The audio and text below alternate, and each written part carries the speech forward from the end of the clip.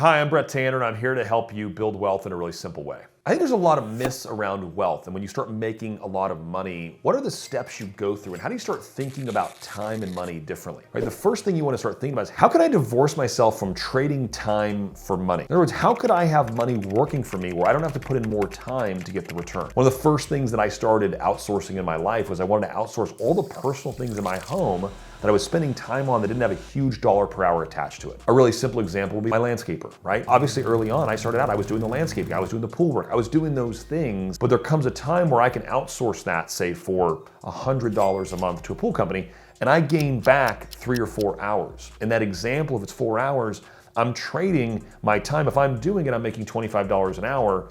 If I'm not doing it, I pay the 100. If I can do anything that increases my dollar per hour, if it's over $25, I'm actually making money by not doing it. And that game is something you're going to play again and again as you trade up. And it goes from your housekeeping to your pool to your landscaping to today, where I actually have someone that goes and gasses our cars and washes them, does all the maintenance. I want to spend my time where I get the highest dollar per hour. I also want to spend my time in my passion zone. Like, my passion is helping agents and investors create wealth in their life. So I want to spend more time doing that and less time trimming the trees, dealing with the pool, and doing something else.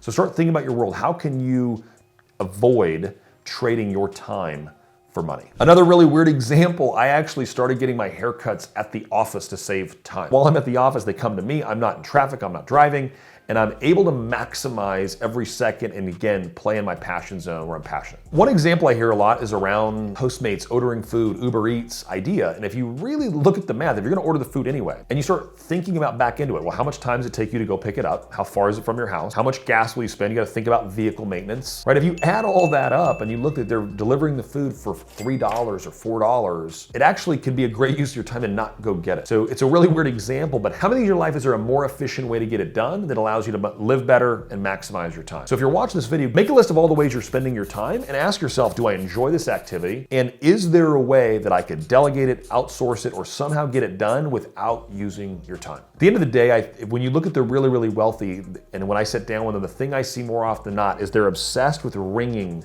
the last bit of time out of the day. They're looking at efficiency and maximization.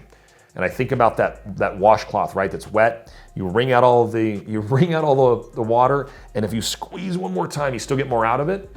That's how I think about my time and how I try to maximize my day.